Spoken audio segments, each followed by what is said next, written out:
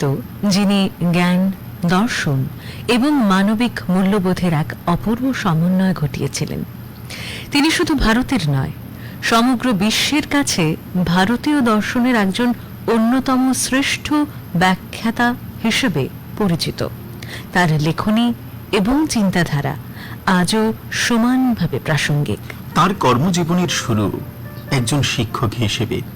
কলকাতা বিশ্ববিদ্যালয়, মাইসোর বিশ্ববিদ্যালয় এবং অক্সফোর্ড বিশ্ববিদ্যালয়ে তিনি অধ্যাপনা করেছেন।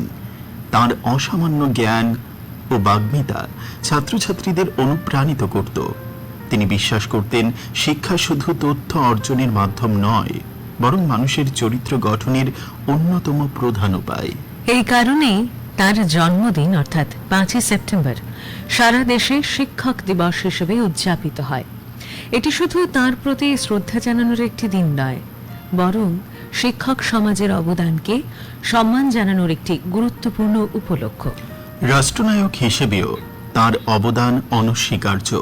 তিনি ভারতের প্রথম উপরাষ্ট্রপতি হিসেবে 1952 থেকে 1962 সাল পর্যন্ত দায়িত্ব পালন করেন এবং পরবর্তীকালে 1962 থেকে 1967 সাল পর্যন্ত রাষ্ট্রপতির পদ অলংকৃত করেন।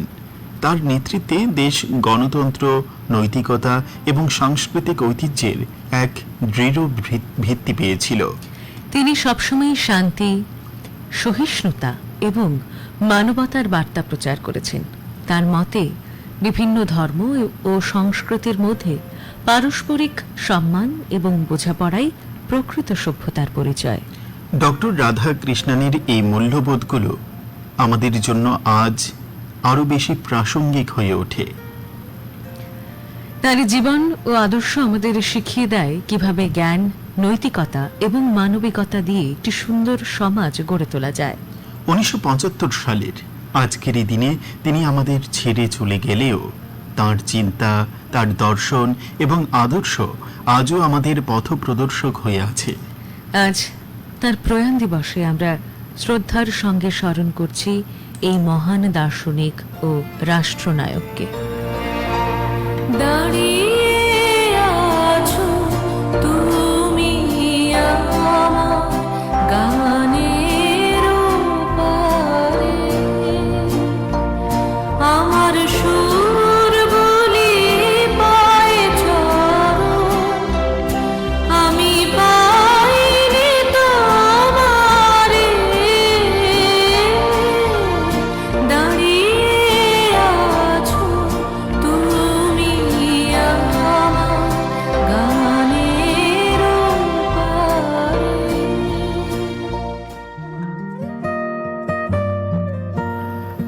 শ্রোতাবন্ধু, প্রতি বছর আজকের এই দিনটি বিশ্ব হিমোফিলিয়া দিবস হিসেবে পালিত হয়ে আসছে। 1989 সাল থেকে এই দিনটি ফ্রাঙ্ক স্নাভেলের জন্মদিনকে কেন্দ্র করেই পালিত হয়, যিনি ছিলেন কানাডার একজন বাসিন্দা। জন্মগতভাবে তিনি হিমোফিলিয়ায় আক্রান্ত হন। তিনি ছিলেন একজন বড় ব্যবসায়ী। পরবর্তীকালে তিনি তার অর্থ ও চেষ্টায় 1963 সালে ওয়ার্ল্ড ফেডারেশন অফ হিমোফিলিয়া প্রতিষ্ঠা করেন, যেটি এখন হিমোফিলিয়া সোসাইটির অন্তর্গত। হিমোফিলিয়া আক্রান্ত শিশুদের জন্য তার অবদানের কথা মাথায় রেখে আজকের এই দিনটি অর্থাৎ 17 এপ্রিল তার জন্মদিন বিশ্বজুড়ে হিমোফিলিয়া দিবস হিসেবে পালিত হয়।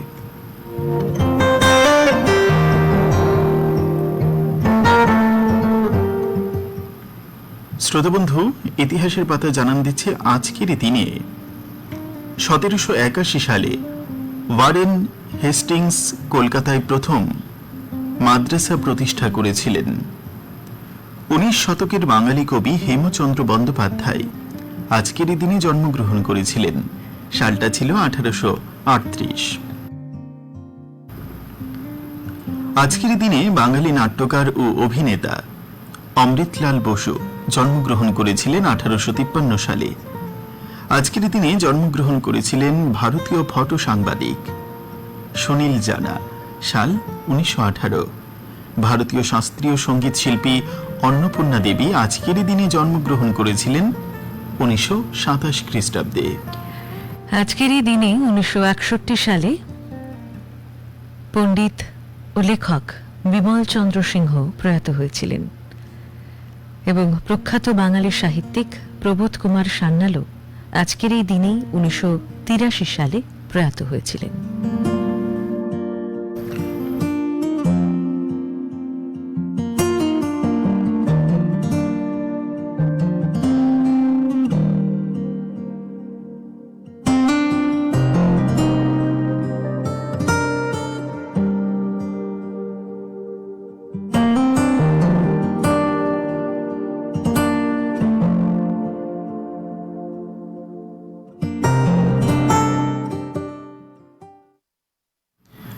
শ্রোতাবন্ধু, এবারে চিঠিপত্রে নজর রাখতে হচ্ছে।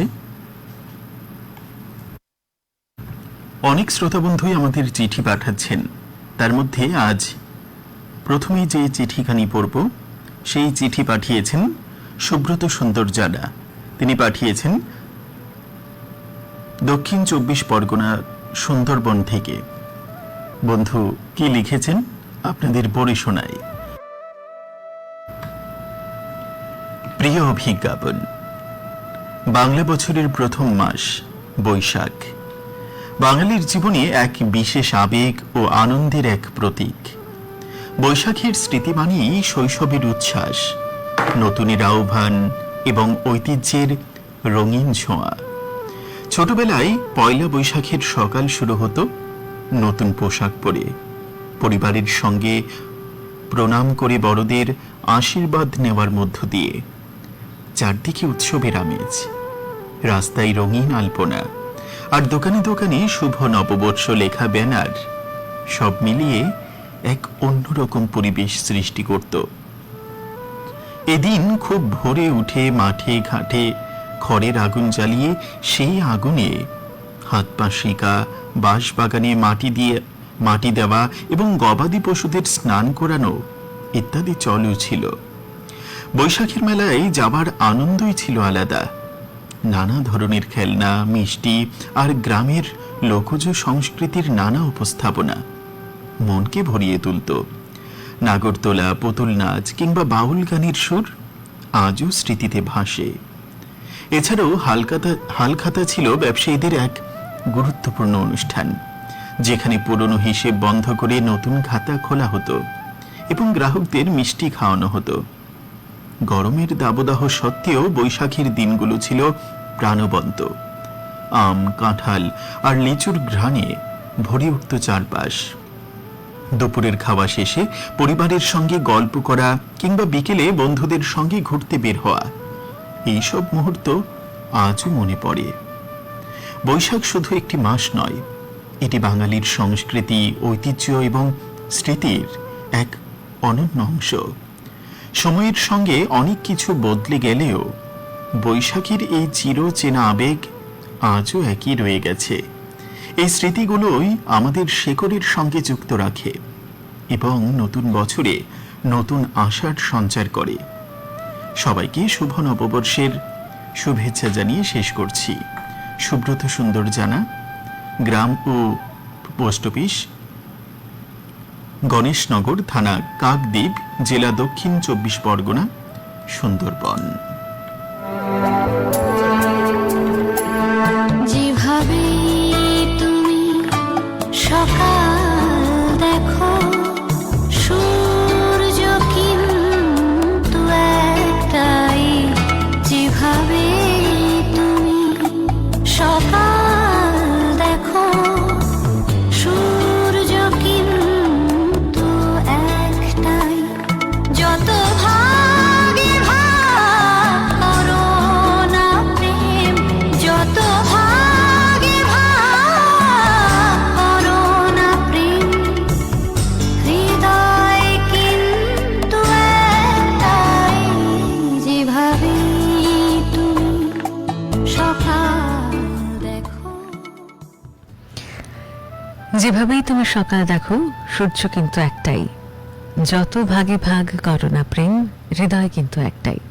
আমাদের পরবর্তী চিঠিটা সম্পর্ক নিয়ে লিখে পাঠিয়েছেন মোহাম্মদ সাফিকুল ইসলাম। প্রিয় অভিজ্ঞাপন, আমরা যাকে জেড জেনারেশন বলছি, সেখানে সামাজিক নানা জটিলতায় সম্পর্কের গভীর সংকট ক্রমশ বিরাজমান হয়ে উঠছে। পিতামাতার সাথে সন্তানের ঔদ্ধত্যপূর্ণ আচরণ আকছার ঘটতে দেখা যায়। আত্মীয় স্বজন, প্রতিবেশী, শিক্ষক শিক্ষার্থীদের মধ্যেকার সহজ সাবলীল সৌহার্দ্যপূর্ণ সম্পর্ক ক্রমান্বয়ে ফিকে হয়ে চলেছে। হারিয়ে যাচ্ছে গুরুজনদের প্রতি সম্মানবোধ। মানুষ এখন প্রভূত আত্মকেন্দ্রিক। কারো অসুস্থতা কিংবা মৃত্যু সংবাদ শুনেও অনেকে নির্বিকার ভঙ্গিতে পাশ কাটিয়ে চলে যান। একটুখানি হেসে আন্তরিকতার সাথে কেউ কাকে সময় দিতে পারছেন না। সান্ত্বনা দিয়ে বলছেন না যে চিন্তার কিছু নেই, আমরা সবাই তোমার পাশে আছি। এক্ষেত্রে ব্যক্তি জীবনে প্রতিষ্ঠার প্রতিযোগিতা, কর্মব্যস্ততা ছাড়াও ব্যবহারিক জীবনে স্মার্টফোনের বিশেষ ভূমিকা অস্বীকার করার উপায় নেই। কেউ কেউ সারাদিন মোবাইলে মুখ গুজে সোশ্যাল মিডিয়ায় পড়ে থাকছেন। এক্ষেত্রে অভিভাবক ও সামাজিক পরিবেশকে অধিকাংশভাবে দায়ী করা যায়। সম্পর্ক সংকটের হাত থেকে বাঁচতে হলে সবার সক্রিয় ভূমিকা অপরিহার্য। সদাচরণ, খেলাধুলা, ভালো বই পড়া, পারস্পরিক বন্ধুত্বপূর্ণ মেলামেশা, নাচ, গান, আবৃত্তির মতো সাংস্কৃতিক অনুষ্ঠান, পরিবার ও সহপাঠীদের সাথে ভ্রমণে অংশগ্রহণ সম্পর্ক সংকট থেকে উত্তরণের পথ বলে মনে হয়। নিবেদনে মোহাম্মদ শফিকুল ইসলাম, পুটুরিয়া, গোলাবাড়ি বাজার, উত্তর 24 পরগনা।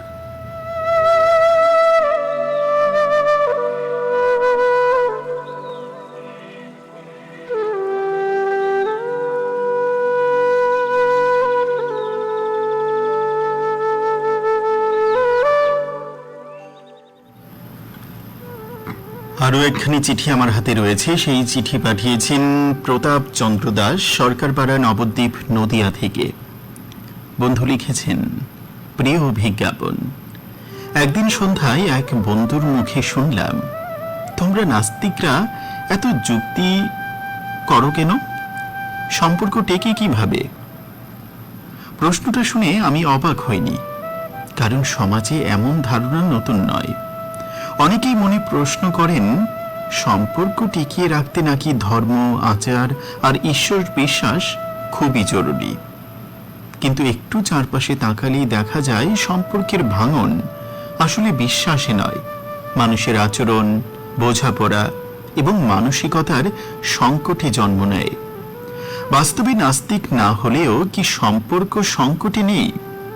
বরং সমাজে সবচেয়ে বেশি সম্পর্কের টানাপোড়েন, দাম্পত্যের ভাঙন, মানসিক দূরত্ব, পারিবারিক দমন বা দ্বন্দ্ব দেখা যায় তথাকথিত ধর্মবিশ্বাসী পরিবারগুলোর মধ্যেই। বাইরে পূজা, উপোস, মন্দির, আশীর্বাদ সবই আছে, অথচ ভেতরে অভিমান, নিয়ন্ত্রণ, অসম্মান, লিঙ্গ বৈষম্য, এমনকি সহিংসতাও থাকে। এতে বোঝা যায় আস্তিক হওয়া আর সম্পর্ককে সুস্থ রাখা এক জিনিস নয়। যে মানুষ প্রতিদিন ঈশ্বরের নাম নেয়, সেই যে প্রতিদিন সম্পর্ককে সম্মান করবে এমন কোনো নিশ্চয়তা নেই। কারণ সম্পর্ক বাঁচে আচরণে আর ব্যবহারে। নাস্তিকরা সাধারণত সম্পর্ককে ঈশ্বরের ইচ্ছায় দেখেন না, তারা সম্পর্ককে বাস্তব, মানবিক এবং পারস্পরিক দায়িত্বের জায়গা থেকে বোঝার চেষ্টা করেন। তাই তাদের মধ্যে প্রশ্ন করার প্রবণতা, সমস্যার কারণ খুঁজে দেখার অভ্যাস এবং যুক্তি দিয়ে সমাধান খোঁজার মনোভাব তুলনামূলক বেশি থাকে। তারা জানেন ভালোবাসা টিকিয়ে রাখতে দরকার বিশ্বাসযোগ্যতা, সংলাপ, সমতা, ব্যক্তি স্বাধীনতার প্রতি সম্মান এবং বাস্তবতা মেনে নেওয়ার সাহস। নাস্তিক মানে অনুভূতিহীন নয়, বরং অনেক ক্ষেত্রে সে বেশি সচেতন, বেশি আত্মসমালোচনা প্রবণ এবং বেশি দায়ীবদ্ধ। সে অলৌকিক ভরসার বদলে মানুষকেই মানুষের পাশে দাঁড়ানোর জায়গা হিসেবে দেখে। তাই নাস্তিক হলে সম্পর্ক সংকটে পড়বেই, এই ধারণা যুক্তিহীন। সম্পর্কের ভিত ঈশ্বরে নয়, মানুষের মধ্যে। যে মানুষ চিন্তাশীল, বুঝমান, বাস্তব এবং অবাস্তবের পার্থক্য বোঝে, সে সম্পর্ককেও বেশি পরিণতভাবে সামলাতে পারে। নাস্তিকরা সম্পর্ককে দুর্বল করে না, বরং অন্ধবিশ্বাসের বদলে সচেতনতা এনে তাকে আরো সৎ, সম্মান এবং মানবিক করে তুলতে পারে। শুভেচ্ছা সহ প্রতাপচন্দ্র দাস, সরকারপাড়া, নবদ্বীপ, নদিয়া।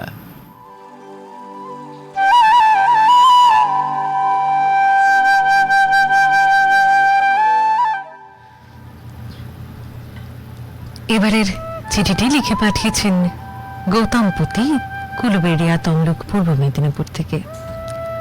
প্রিয় সখা, অভিজ্ঞাপন। যৌথ পরিবারের আঙিনায় বড় হওয়ার আনন্দই আলাদা। ভাই বোন আর বন্ধুদের সঙ্গে খুনসুটি, ঝগড়া বা মারপিট ছিল আমাদের রোজকার ঘটনা। তবে সেই ঝগড়া কখনো মনে বিষ ছড়াতো না। এক দুদিন পরই আমরা সব ভুলে আবার হাতে হাত ধরে মেতে উঠতাম খেলায়। শৈশবের সেই বিবাদগুলো ছিল নির্মল ও সহজ। সমস্যা শুরু হতো তখন যখন পরিবারের বড়দের মধ্যে মতান্তর বা মনান্তর প্রকট হয়ে উঠত। বাবা, কাকা বা মা, কাকিমা, জেঠিমাদের মধ্যেকার তিক্ততা আমাদের উপরও প্রভাব ফেলত। এই সম্পর্কের দূষণ ক্রমে পুরো বাড়িতে ছড়িয়ে পড়েছিল এবং শেষ পর্যন্ত তিল তিল করে গড়ে তোলা যৌথ পরিবারটিকে ভেঙে চুরমার করে দিল। তবে আশার কথা হলো, পরবর্তী সময়ে আমাদের তুতো ভাই বোনদের মিলিত চেষ্টায় এবং সমাজ মাধ্যমের সঠিক ব্যবহারে সেই দূরত্ব ঘুচেছে। এখন আমরা একে অপরের সুখে দুঃখে ও উৎসবে পাশে থাকি। কিন্তু বর্তমান সমাজের সামগ্রিক চিত্রটি বেশ উদ্বেগজনক। যে বাবা মা নিজেদের সবটুকু দিয়ে সন্তানকে বড় করেন, শেষ জীবনে তাদের ঠিকানা বৃদ্ধাশ্রম কিংবা নির্জন রেল স্টেশন। সম্পত্তির লোভে মা বাবাকে বিড়ম্বনায় ফেলতেও দ্বিধা করছে না অনেক সন্তান। অন্যদিকে তুচ্ছ কারণে ভেঙে যাচ্ছে বৈবাহিক সম্পর্ক। একে অপরের প্রতি শ্রদ্ধা, বিশ্বাস আর গভীর ভালোবাসার অভাবই এই সর্বনাশা দূষণের মূল কারণ। সম্পর্কের এই অবক্ষয় রুখতে হলে আমাদের ধৈর্য, সহমর্মিতা এবং সহনশীলতা ফিরিয়ে আনতে হবে। একে অপরের প্রতি বিশ্বাস আর শ্রদ্ধা থাকলেই জীবনের স্বাভাবিক ছন্দ ফিরে আসবে। সম্পর্কগুলোকে আবারও সুন্দর ও মজবুত করে তুলতে আমাদের প্রত্যেকের ব্যক্তিগত ও সম্মিলিত আন্তরিক প্রয়াস আজ ভীষণ জরুরি। এভাবেই আমরা একটি সুস্থ ও সুন্দর সমাজ গড়ে তুলতে পারি। শুভেচ্ছা ও ভালোবাসা সহ গৌতম পতি, কুলবেড়িয়া, তমলুক, পূর্ব মেদিনীপুর। যদি কাগজে লেখো নাম, কাগজ ছিঁড়ে যাবে। পাথরে লেখো নাম, পাথর ক্ষয়ে যাবে। হৃদয়ে লেখো নাম, সে নাম রয়ে যাবে। যদি কাগজে লেখো নাম।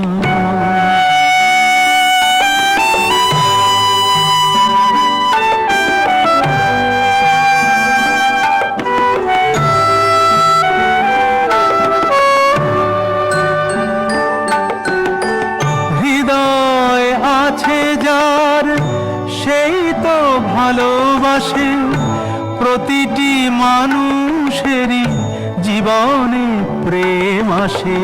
হৃদয় আছে যার, সেই তো ভালোবাসে প্রতিটি মানুষেরই জীবনে প্রেম আসে। কেউ কি ভেবেছিল শ্যামকে ভালোবেসে রাধার ভালোবাসা কাহিনী হয়ে যাবে। হৃদয়ে লেখো নাম, সে নাম রয়ে যাবে। যদি কাগজে লেখো নাম।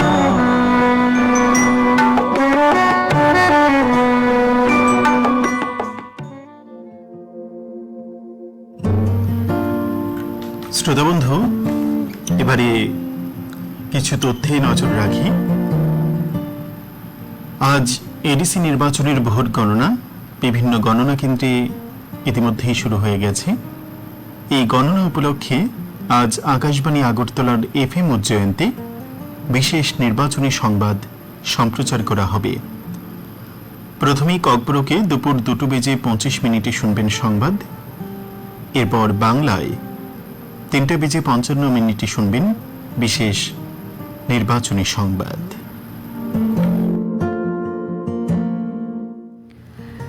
আর একটি তথ্য জানিয়ে দিচ্ছি, ভারত সরকারের শিক্ষা মন্ত্রকের পৃষ্ঠপোষকতার অধীনে বই প্রসারের জন্য নোডাল এজেন্সি ন্যাশনাল বুক ট্রাস্ট ইন্ডিয়া ভারতবর্ষে বইয়ের প্রসার এবং পড়ার সংস্কৃতির উন্নয়নের দিকে লক্ষ্য রেখে অর্থবর্ষ 2026-27 ও এনজিও স্বেচ্ছাসেবী সংস্থা এনজিও দর্পণে রেজিস্টার্ড এবং বিশ্ববিদ্যালয় অথবা শিক্ষা প্রতিষ্ঠানসমূহের কাছ থেকে প্রস্তাব আহ্বান করছে।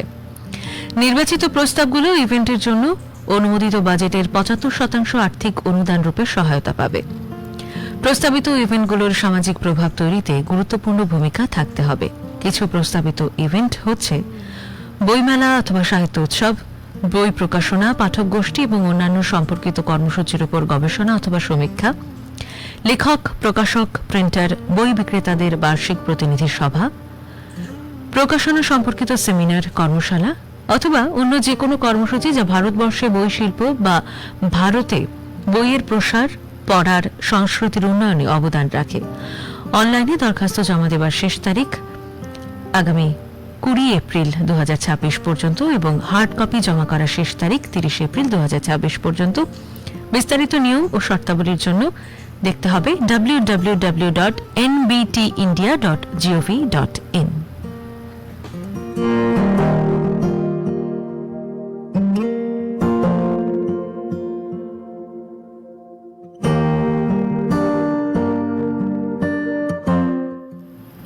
এবারে জানিয়ে দিচ্ছি কাজের খবর।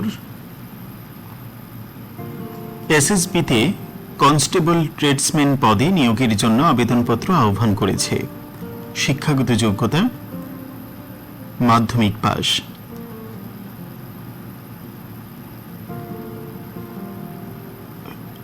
বয়স হতে হবে আপনাদের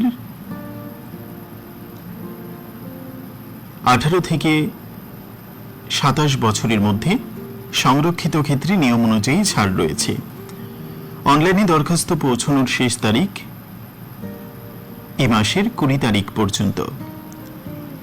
আরো বিস্তারিত জানতে এসএসবির যে ওয়েবসাইট, সেই ওয়েবসাইট আপনারা দেখে নিতে পারেন।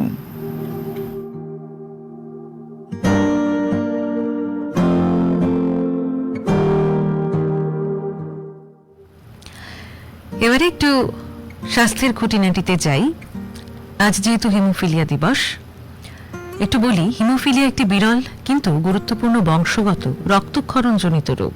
কিভাবে হয়? মানবদেহে রক্ত জমাট বাঁধার জন্য কিছু বিশেষ প্রোটিন অথবা ক্লটিং ফ্যাক্টর কাজ করে। হিমোফিলিয়ায় এই ফ্যাক্টরগুলির অভাব থাকে। হিমোফিলিয়া এ হয় ফ্যাক্টর 8 এর অভাবে এবং হিমোফিলিয়া বি হয় ফ্যাক্টর 9 এর অভাবে। এটি সাধারণত বংশগত এবং এক্স ক্রোমোজোমের মাধ্যমেই ছড়ায়, তাই ছেলেদের মধ্যে এই রোগ বেশি দেখা যায়। এই রোগের লক্ষণসমূহগুলো হচ্ছে ছোট আঘাতে অতিরিক্ত রক্তপাত, নাক থেকে বারবার রক্ত পড়া, দাঁত ওঠা বা কাটার পর দীর্ঘ রক্তপাত, শরীরের ভেতরে বিশেষ করে জয়েন্টে রক্তক্ষরণ এবং সহজেই শরীরে নীলচে দাগ, ব্রুসেস যেটাকে বলা হয়।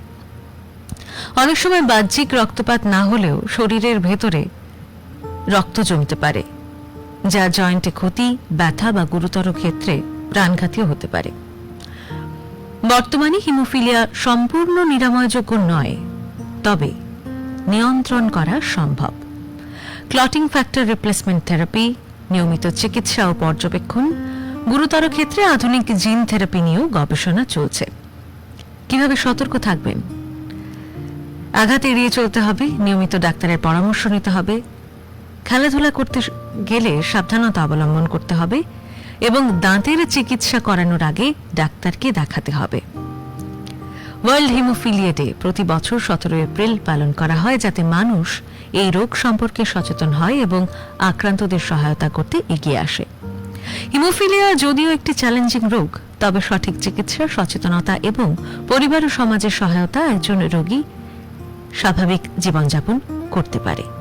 এই ছিল আজকের স্বাস্থ্যের একটি টিপস।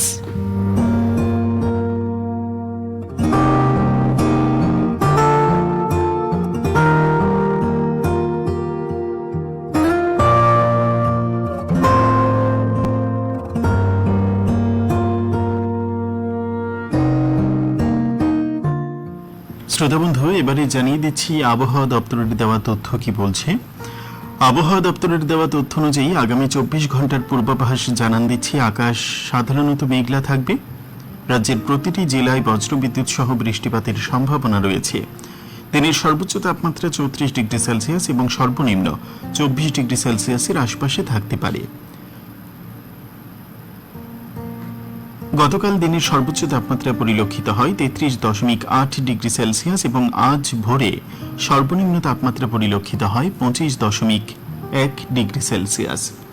বাতাসের আপেক্ষিক আর্দ্রতা সর্বোচ্চ 100% এবং সর্বনিম্ন 54%। এক সতর্কবার্তায় বলা হয়েছে রাজ্যের প্রতিটি জেলায় 40 থেকে 50 কিলোমিটার বেগে ভারী বৃষ্টিপাতের সম্ভাবনা রয়েছে। বিশেষ সতর্কবার্তায় বলা হয়েছে রাজ্যের দক্ষিণ, ঊনকোটি, ধলাই, খোয়াই এবং পশ্চিম জেলায় বজ্রবিদ্যুৎ সহ ঘন্টায় 30 থেকে 40 কিলোমিটার বেগে বৃষ্টিপাতের সম্ভাবনা রয়েছে। তো শ্রোতাবন্ধু, সময় কিন্তু জানান দিচ্ছে আজকের মতো অভিজ্ঞাপনের পর্ব এখানেই শেষ করতে হবে।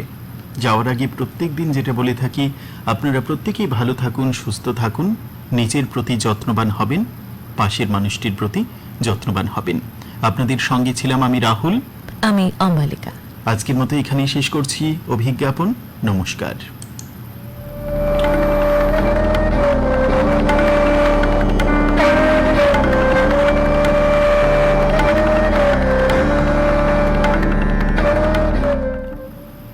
আকাশবাণী আগরতলা। এখন শুনবেন দিল্লি কেন্দ্র থেকে প্রচারিত প্রথমে ইংরেজি সংবাদ এবং এরপর শুনবেন উত্তর পূর্বাঞ্চলীয় ইংরেজি সংবাদ শিলং কেন্দ্র থেকে।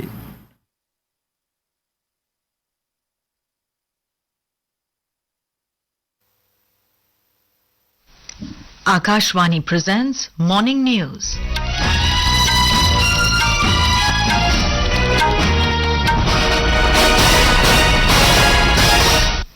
Good morning. I'm Sarabjit Kaur. The headlines. Lok Sabha to resume discussion on 3 bills to provide reservation to women in lower house and state assemblies. Nominated member Harivansh Narayan Singh set to be elected Rajya Sabha deputy chairman for 3rd term today. Prime Minister Narendra Modi and French President Emmanuel Macron discuss West Asia conflict, agree on need to restore freedom of navigation in Strait of Hormuz. 10-day ceasefire between Israel and Lebanon comes into force. US President Donald Trump says Iran has agreed to hand over its enriched uranium and the two countries are close to a peace deal. And in IPL